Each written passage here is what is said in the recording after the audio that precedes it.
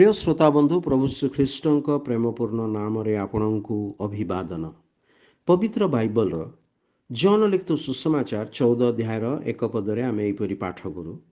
तुम मान हृदय उद्विग्न न हो, तुम्हें माने ईश्वर ठारे विश्वास कर, मो ठारे मध्य विश्वास कर। निस्तार पर्व समय प्रभु आपण शिष्य मानकर पाद धौत कला उतारे से आपणा क्रूसीय बलिदान विषय शिक्षा देवाक लगिले। एथिरे शिष्य मान हृदय अतिशय उद्विग्न हला।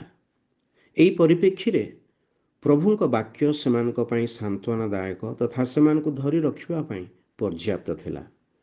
उद्विग्नता, मानसिक अस्थिरता, दुर्बलता तथा व्यतिव्यस्तता जोगु होई थाए। उद्विग्न जथा दुर्बलतार कारण पाप अटे। आउ पापर दंड रूपे ईश्वर नरक निरूपण करिसेंती। पापर दंडरू मनुष्य को दार करने निमंते प्रभु श्रीख्रीष्ट ए जगत रे देहवंत होई अवतीर्ण हेले। आमानकर बदल क्रूसरे आमानक दंड भोग कले, से बलिदान हेले।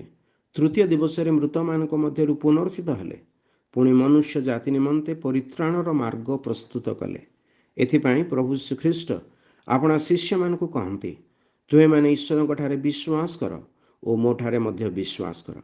जे कि प्रभु श्रीकृष्ण ठारे विश्वास करे से परित्राण प्राप्त हुए। पाप हेतु आस्थिबा दुर्बलता उपरे बल प्राप्त होई से ऊर्ध्वक उठे। आपण मध्य आपणक दुर्बलता जहाँ पापर परिणाम अटे, एथिरु प्रभु श्रीकृष्ण ठारे विश्वास द्वारा मुक्ति प्राप्त हुअन्तु। ईश्वर ठारे आपणक निमंते यह आमर प्रार्थना। धन्यवाद।